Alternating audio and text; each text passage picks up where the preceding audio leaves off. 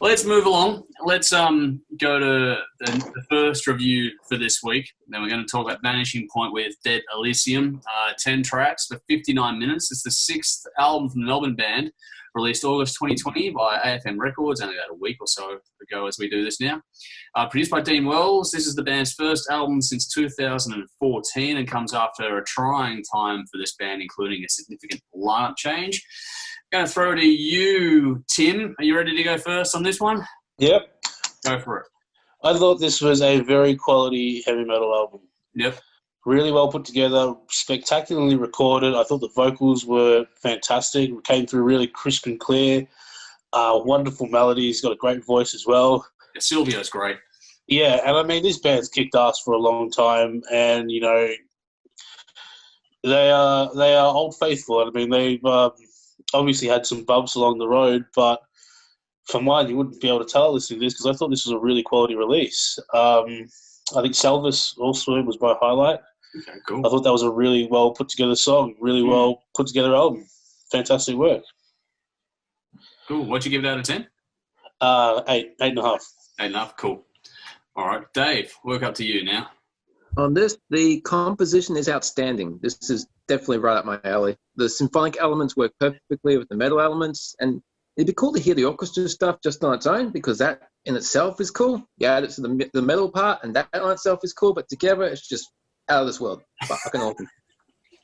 Right up my alley, like I said.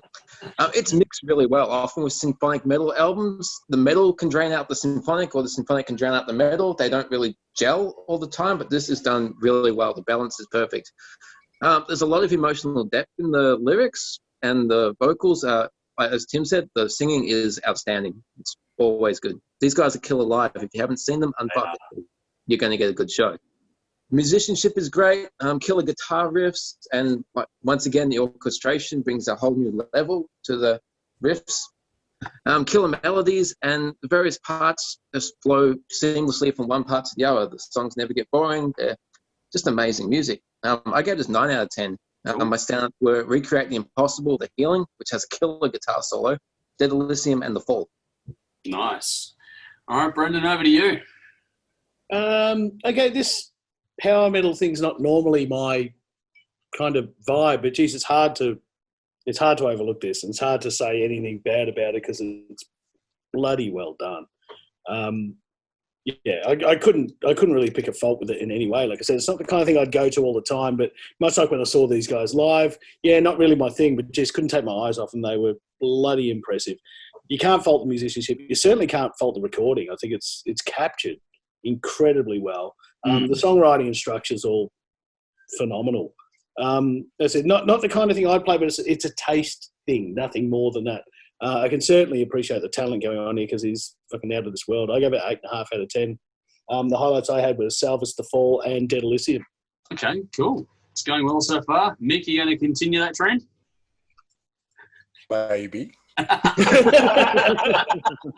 I have been very critical in the past of Silvio's voice, but geez, the band sounds energized and refocused to the point where I think this blows Tangled in Dream, which is the one that I liked out of the water. What I do like about it is the darker guitar tone, or maybe it's a D tune or something like that, which really modernized and sort of brought them into today's sort of sound. It was sort of like a cross between Lacuna Coil's more recent stuff and Dream Theater in spots, which is what they've always done. So it was a good progression. It didn't sound dated, as it's already been touched on. The production was fantastic. Everything just came through the speakers so good. This band's won me back just on this release. There was one that we did a few months ago and I didn't think much of it at all. But this seemed to be a good length. Even though there's a lot of longer type songs, it didn't feel tired. I thought it was great. It has everything that you love about Vanishing Point if you already know the band. Just with a lot of great new songs. I gave it a 10 out of 10. I couldn't find any flaws in this at all.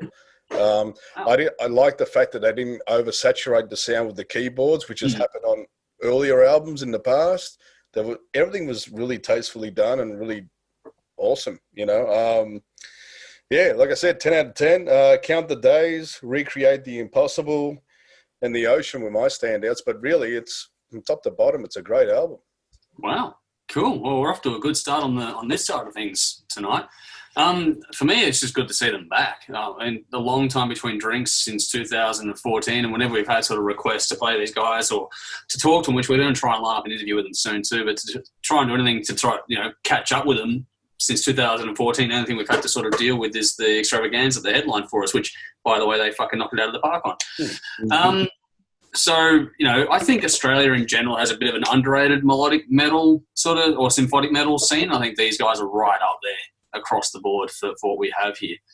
Like this has everything you want. You've got the riffs, the solos, the synth, the panning rhythm section, all that sort of stuff. The vocals are fantastic. I like the way all the elements have come together on this, and they've got a really cool use of space in their writing too on this record. It's really well written, really well performed. You can't fault any of those things about it. Again, the lyrics, I think Dave focused on those before as well. They're fantastic on this. The whole thing is well crafted, just all around. But I like the hooks. Like there are some really catchy hooks, but not only in the vocals, but also in the guitar work. There are bits of this that just sort of stick in your head and just stay there, which is really well done. And it's like the lyrics have deep and meaning, and there's a bit of, heartache and stuff in there, but the actual overall feel of this thing is sort of an uplifting kind of a feel. It feels good to listen to this. Like you put it on and it brings your mood up, as opposed to a lot of the other stuff where they try and bring you down a bit, I guess, for lack of a better term. It's just got a good bit of heart. I don't know what it is. Maybe it's, more major than minor kind of thing in the note choices or something. I don't know. There's something about it that's just a bit more positive and uplifting. I think the mix is pretty damn good too. I like it's a bit of a tighter mix than I normally like, but it does work for this style of music. It does have the nice amount of depth and space where you want it. It does open up nicely where things are supposed to, though, too. And it's cool how the layering is sort of put everything in its right place and things sort of come up and down as required to suit the songs. And the tempo changes along with the track order to make this album fly by. So, Mick was saying that it's not a taxing listen at all, and it's not. Time just flies by when you listen to this, and you can have it on repeat. It's comfortable as all hell. I just hope it doesn't get lost in the COVID shuffle. There's been a lot of great albums that they're coming out and they're just disappearing. Yeah. I don't know if it's because it's the lack of touring or whatever, but this is one that I hope it does stay around somehow on social media or gets its just desserts, because it's fucking killer. Well, hopefully we're helping that process by doing this one, Nick. We'll see what happens. Yeah, hopefully. The vocal harmonies on this, and the guitar harmonies too, if that matter, but the use of harmony on this record was the standout element of this for mine. But there was little bits of beautiful moments for everyone to shine through, but the harmonies were what really caught my attention. And it's nice to have Jennifer from Divine Ascension make a guest appearance on Recreate the Impossible. She fit in really well on that song too. Now, is that who it was? Yeah, it was. There you go. This whole thing is just a really classy listen. I like the artwork as well. All in all, if you like melodic metal, if you like melodic metal, get on this one now. And I think it's been covered before, but they sound energized on this. So hopefully this is a sign of bigger and better things to come from this band. I reckon they've locked in and got it really well put together now. Hopefully more rather than having another 6-year wait between albums for mine. If it takes 6 years to write something like this, I'm willing to wait. Okay. Quality over quantity, I'll pay that too. We'll see what happens. It's not in our hands anyway.